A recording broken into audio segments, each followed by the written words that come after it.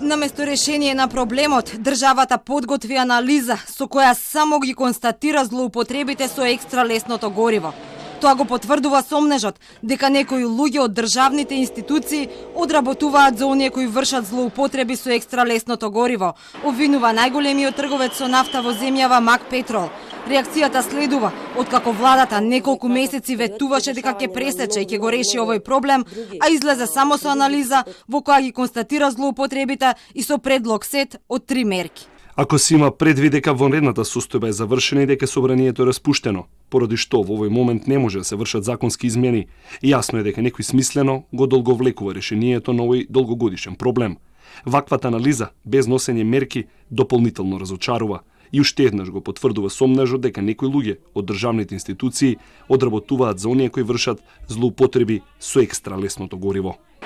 Нафтените компании со години алармираат дека злоупотребите со црвената нафта која наместо за грејење завршува во резервоарите на возилата предизвикува штета и на буџетот, но и на екологијата. Од Мак Петрол прашуваат како да се објасни тоа што државата од една страна се задолжува за да обезбеди пари за справување со економската криза, а од друга страна не покажува интерес и решителност преку регулација на пазарот да ги наплати даноците кои следуваат. За конкретниот проблем покажа интерес и релевантни меѓународни институции, од причина што нерешавањето на злоупотребите со екстра лесното гориво е во спротивност со европските директиви.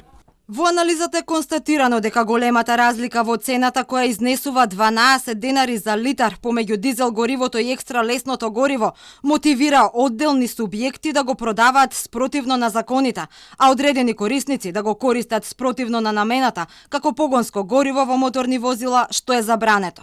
Дополнително, од внатрешниот промет се гледа дека расте трендот на увоз и веднаш пуштање во промет, а се намалува трендот екстра лесното гориво да се пушта од акцизен склад. Бројките покажуваат дека во 2019 година ОКТА како увозник и трговец на големо со нафтени деривати во промет пуштила 50 милиони литри на екстра лесното гориво. При тоа, најголеми купувачи на ова гориво се Пуцко Петрол, Дади Ойл и Супертрейд со вкупен удел од околу 70%, додека Мак Петрол, Дет Ойл, Црна река Петрол и Моби Петрол имаат удел од околу 27%. Преостанатите 3% се продажби кон крајни корисници од страна на ОКТА.